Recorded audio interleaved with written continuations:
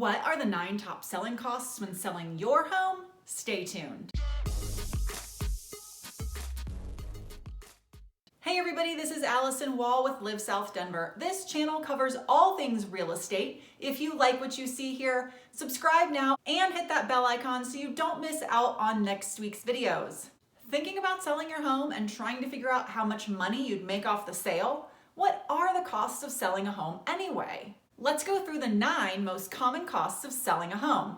Number 1, generally the largest cost associated with selling is paying off your mortgage to your lenders. Some homeowners are free and clear, but that's not the majority. So your number 1 cost is what you owe to your lender or lenders. Number 2, if I may assume that you're planning to use a real estate agent, then one of your other larger costs in selling your home is the commission you agree to pay the agent that you have list your home. The commission you agree to pay the agent who's going to list and market your home does not all go to your agent.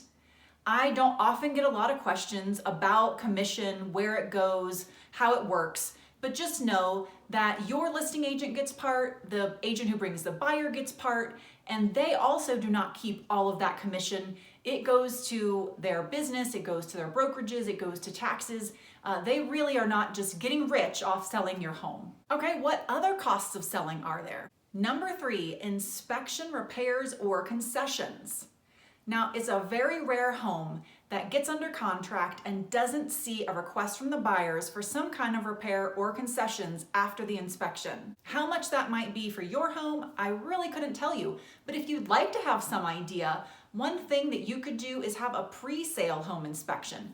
You could bring your own home inspector in, have him review your home, and you would know nearly everything that a future buyer would find wrong with your home. Number 4, seller paid closing costs. Now, I have to say, in the current market that we're in here in Denver, which is a seller's market, we are not seeing a lot of requests right now for seller paid closing costs. This does tend to shift with the market.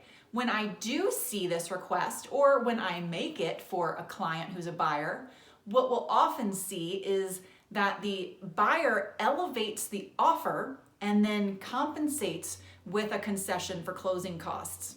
That doesn't happen when it's in a buyer's market, but if you are in a seller's market and see that, you're often not going to actually have a net loss at your bottom line. Number 5 is title insurance. Both the seller and the buyer pay for title insurance, so this isn't a one-sided cost, but the seller pays to ensure that the title is clear as they're passing it over to the buyer.